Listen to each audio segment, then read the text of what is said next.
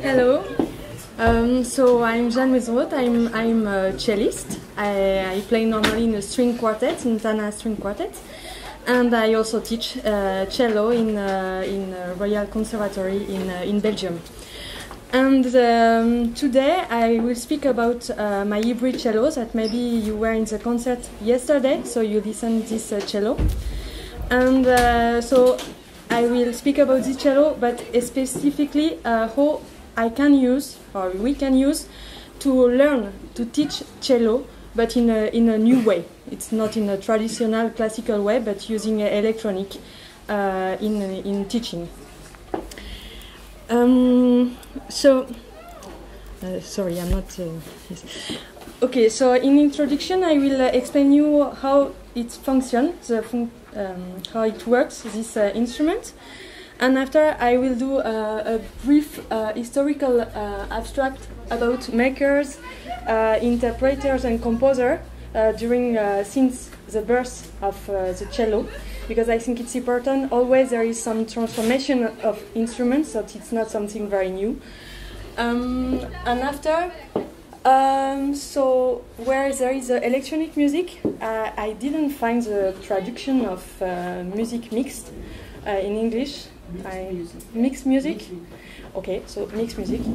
And so when I play or when I teach this music, there is a lot of problematics and a lot of things that do it really difficult. And so my question was also why this hybrid cello could be really a solution to play this music easily for a musician like me. And after, my other question was why there is no so many electronic music in conservatory, musical conservatory. We don't teach actually electronic music with our instruments. So we start.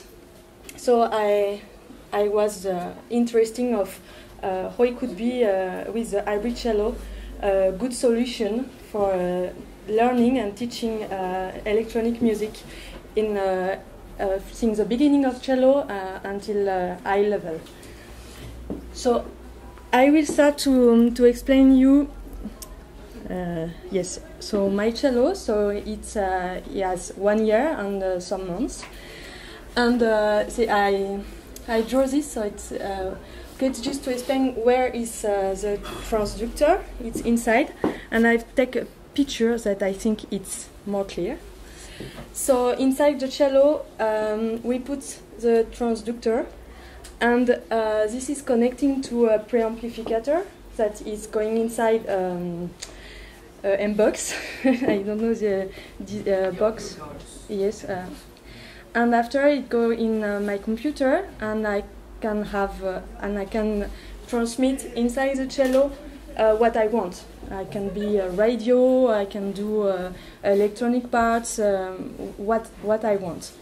And in the bridge, I put piezo.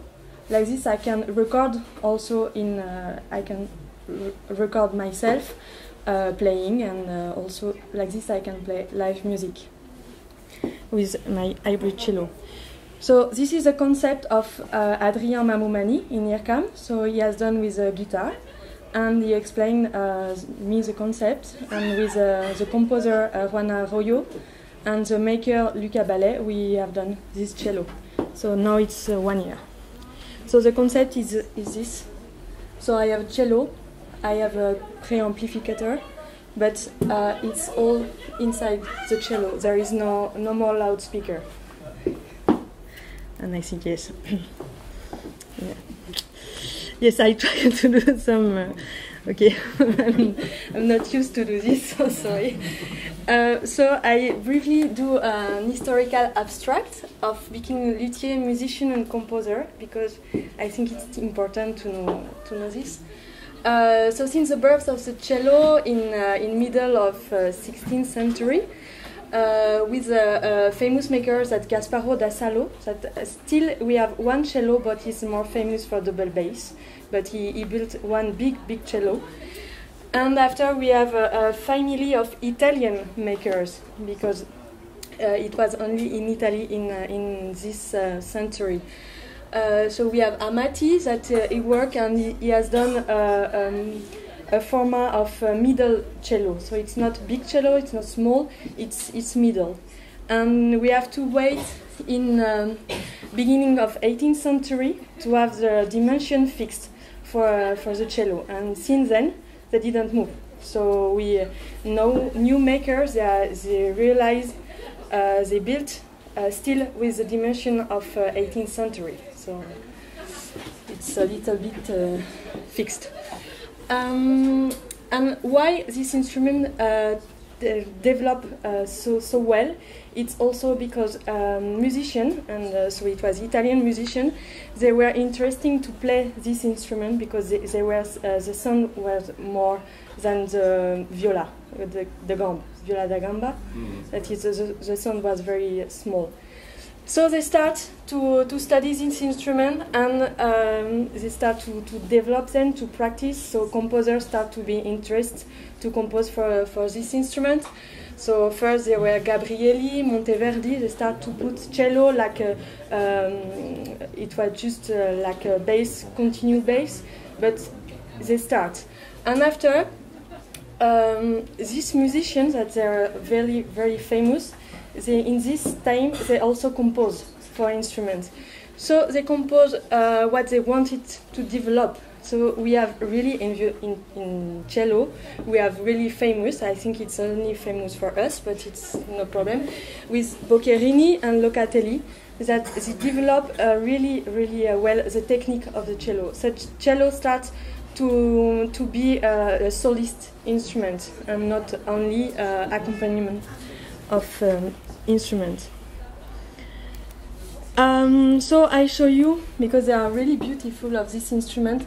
So this is by Amati, he's the king. That it's the middle of 16, and the Paganini, that it's by Stradivarius, and still is this model that is often built with a new maker for the dimension, because they say it's a perfect cello for the sound. So we have a lot of development of the cello after these dimensions were fixed. Cellists needed some evolution with the technique. So because we discovered, so also it's very for cellists, but I have some picture after, because we play with the thumb. No, for us it seems like very, very easy to play with the thumb, but when it's the first one who start to put this, it was an Italian, Francesco Alborea di Franciscello, and it was in the 17th century. And it's inspired by an instrument that the name is marine trumpet. I have a picture, I will show you, but I didn't put in good order, I'm sorry. I will try to show you, yes, this one. It's this instrument that they play with the thumb. So Francesco say, oh, okay, maybe I will try with in the cello. So he put the thumb, and we are still playing a lot with it. We use a lot. C'était pas ça. Sorry. So we add also the pick, that maybe you know that before cellists playing without the pick, but it was more difficult to have some stability when you play in the height notes. So they start to have discussion with the pick, because it was taking like 200 years between the start of the pick and until everybody start to play with, and a lot of discussion. Also the length of the handle where we play, because at the beginning it was very short, because we didn't used to play a high note. And after, Boccherini said, no, I want to play like a violin, I want to play high note also. So he started to have a longer handle. Also the bridge, a lot of change, because the bridge was not, at the beginning we had to play a lot of string together, we cannot play one string. So we changed the camber of the bridge. And it's always more and more and more. But since a long time, we didn't change lot of things really from the cello.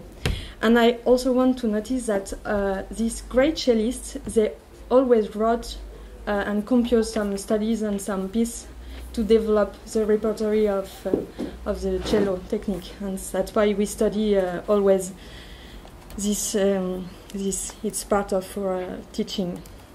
So I just show the bridge because this is a bridge of viola da gamba. It's difficult to see in the photo, but normally this you always play 2 strings. It's very difficult to play only 1 string, and with the bridge of cello, it's easy. You can really control with your bow.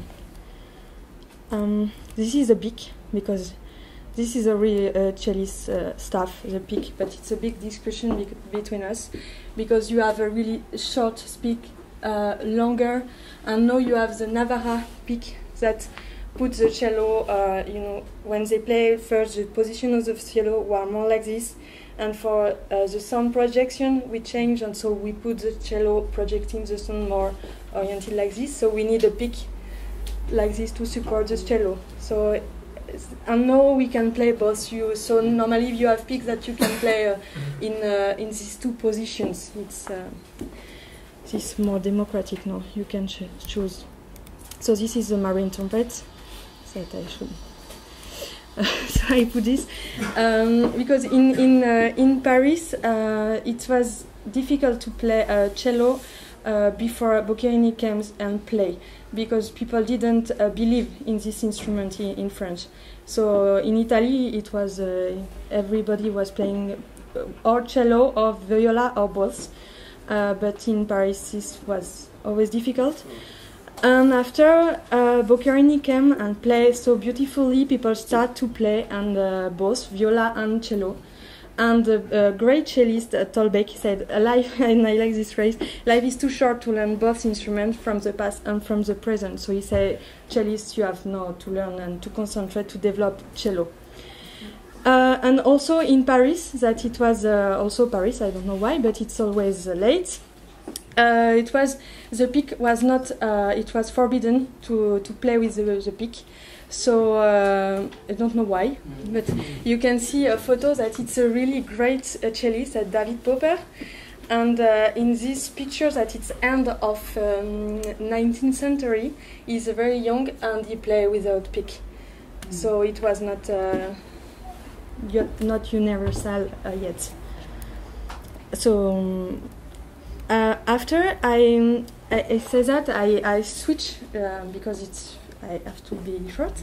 But for the non-contemporary music, we have electronic music, and for interpreter, it was really a big change we can play with this electronic. But in the same time, it was a lot of problems for musicians, because I will do an example. If you play a sonate, cello, piano, you have the part of the piano. And so when you practice yourself at home, you can read the piano part. Like this, for the first rehearsal with the pianist, you know what will happen, and you can listen. In electronic, you have your solo, cello and electronic, so it is very strange. You don't know the electronic parts because you don't have it. So you practice your part alone, and maybe before a concert, you will have 1 or 2 rehearsals to prepare very well, and it's a problem because you will never know what will happen in electronics. You don't have a score. So this, for musicians, it's difficult because we need to rehearse. So this for the logistic, it's difficult for us. Also, I say for the diffusion of the repertory, this is I think a problem because it's contemporary music is a really specific way in big musical words. So in this specific word, there is a more specific word that it's music and electronic.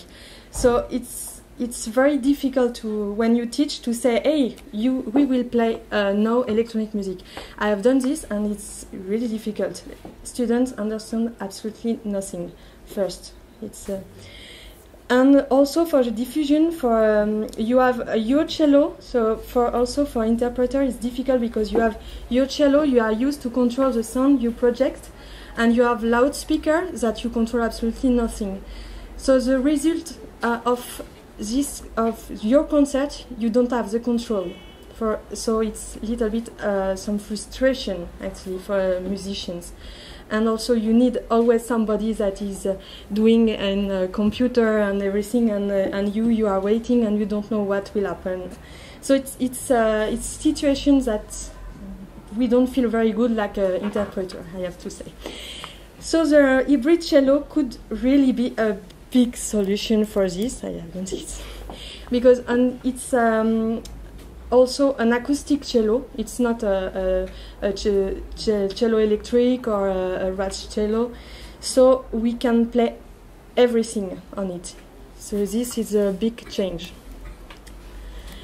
In the teaching, so I have asked I speak with a lot of teachers, exchange why they don't teach electronic music. And before electronic music, why they don't teach contemporary music? And the answer is quite global. It's because they don't know. They don't know the repertory of contemporary music, and they don't know electronic music. So they cannot teach, of course. Also, they said to me, yes, there is some logistical obstacles because it's difficult to organize rehearsal and everything. But this, I have to say that now, even in small conservatory, they start to have all installation of electronic, so it could be possible. And also because in the teaching, it's very short. I have put it's half an hour by week, so by year it's 20 hours. So they say, okay, but if I start to teach electronic, I don't have time to teach the basic technique. So I say okay, and also because there is not so many pieces for small levels. So when you start electronic music, mixed music, you start always with a high level and of techniques. So you don't have time to learn it from the beginning. You just start and play. But for me, in electronic, what I try to say to them is that electronic can really help to teach. Because you can listen, your gesture can impact directly you play, and you can listen it. If I don't do the right gesture, the right bow, the electronic will not respond like it's have to do. So it's important to control it and to start to be aware of the gesture and the impact in the sound. And sometimes in acoustic, you don't take so much care. So, but in electronic, you don't have choice. If you don't do it well, you don't have electronic the correct result. And also another problematic that I have, and I think I still have with the hybrid cello, so that question is the transmission of repertory because of evolution of softwares. And this, I think, it's problematic also for pedagogical and playing this music. It's because we don't know if in 10 years we could still play the same piece. So this is a problem to say, to teach and to motivate teachers and players to play this music. So I think you have. So hybrid cello, I say it could be a solution. So I have done some video where I try I just try with one student, and so you will see it's she had like a lot of people. She had problem with rhythmical mise en place, and also bow attack, and so I practice with her. I record the piano part that I diffuse in the cello. Like this, she can feel really the piano part, and you will see it's quite funny. So she's at the beginning of working, practicing this piece. So don't worry if it's not perfect.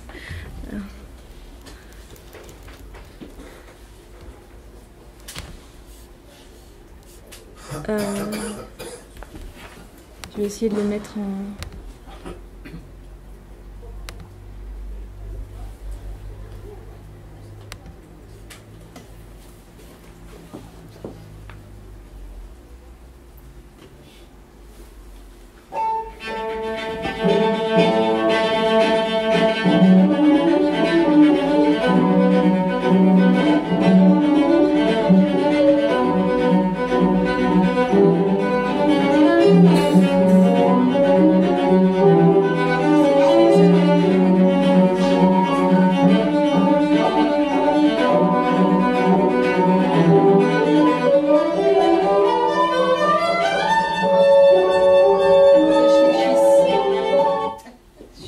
No, she started to listen.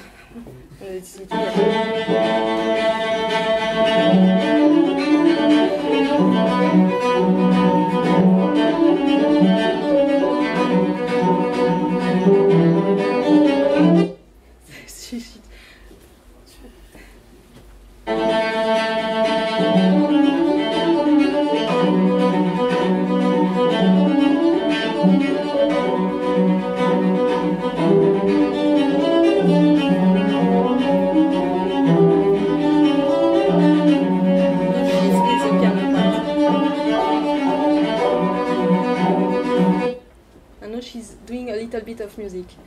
Let's see.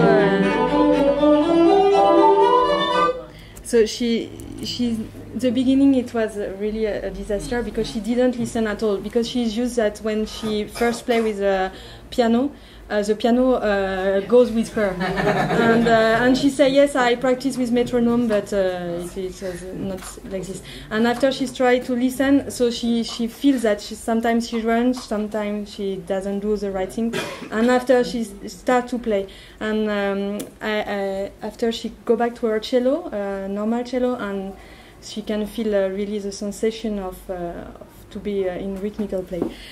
And after I have done.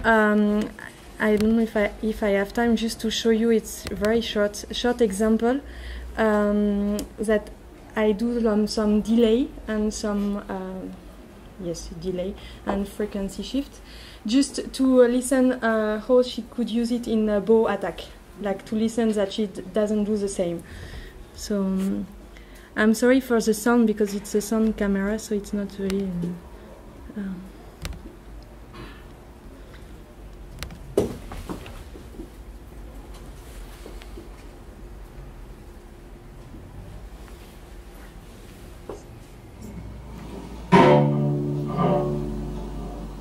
It's not exactly the same, but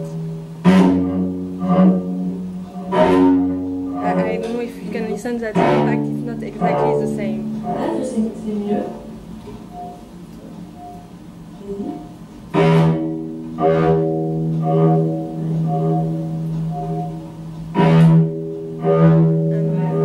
And after 2 or 3 times listening, she started to do always the same sound.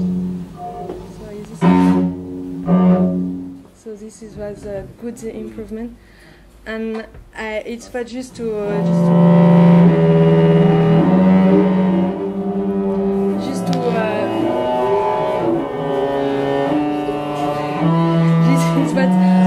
I just say I will. I have say there is also vibrato frequency shift. I know it's funny to do this, but it's because I think it should be time to practice also with electronic and to develop for the musician to listen electronic. So I say scale is a good exercise, even if it sounds strange. So that's the objective. It's to develop this because it's very new. And so in 1 month I go to do with another teacher with these students, and it will be all afternoon to see how we can develop and how it could be interesting, and it will be with young people to high level. So I hope if you have questions.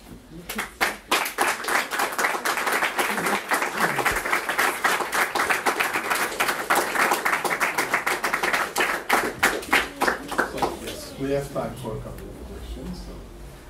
I just would like to ask, maybe it could be interesting to give some kind of do-it-yourself thing to help people to put that on their cello, but I don't think they will well react with that. It's like, don't touch my cello, all right? Yes. Don't put that. I do the same. So how? I mean, how is it implemented? There's something you have to do. Some bad things to the cello to put it inside, maybe, or if there's something you've thought about, maybe near the ears, or to not Yes, too much the yes. cello? There is a solution that you can put outside also the transducer. But I think the idea is to have really an instrument. So now it's a prototype. It's with a Chinese, because of course I didn't do it with my my normal cello. I said don't touch, but with a Chinese cello that it's not it's really bad cello. So I try. So the idea is to maybe in a few years to have a really good cello with built by a maker that it is interesting to build directly with this transducer inside. That would be great. Would be expensive. It's very expensive, a cello. Yes, it's the problem of string instruments. But the idea is also to have maybe, and this teacher in Paris said to me, maybe that would be great to have one hybrid cello in the conservatory that we can use for lessons. There was another question here, then Romain. I was just wondering, when you use yourself the cello, what kind of effects do you naturally use? Do you implement themselves on the computer? Sure. I'm very bad with doing patch and everything. This I have to take lessons, so maybe. But I try with for teaching just a very simple effects that we can listen to be clear. But when I play, I don't compose myself, so I play creation. So it's the idea of composers, and I think so I play what the composer himself does the computation. Yes, yes. But I ask them that it be clear for me, that I know what it happens. Actually, in the patch yesterday I have all treatments that appears like that I can practice at home, and I know what exactly I have to listen. Okay. One last question. Two technical questions. You have the piezo in the bridge. Yes. Right? Can you independently detect the sound of each strings, or no? Actually, it's not so precise. It's not a bridge with a transducer. Like it's not this bridge. It's a really piezo that it's taking all sound, everything. I know that there is bridge that you can detect, but the sound is too metallic, so I didn't choose this. And how do you deal with feedback? Yes, so that was a good question, because we choose the place of the transducer, the place where there is less feedback. But we have to control a lot, and for a piece that I played yesterday, there is a lot of filters to control, because there is some notes that they go. But some composers are interesting also to compose with feedback, to control it. Yeah. You see, yesterday there was the presentation of Jean, and so for example. The Gran Casa, it's a piece with for feedback, and I know that Michelangelo is also using feedback on the saxophone. Yes. And with the string, it's very interesting, because the strings start to enter in resonance. I have to say, exactly. And it's very interesting to play. So one very last question.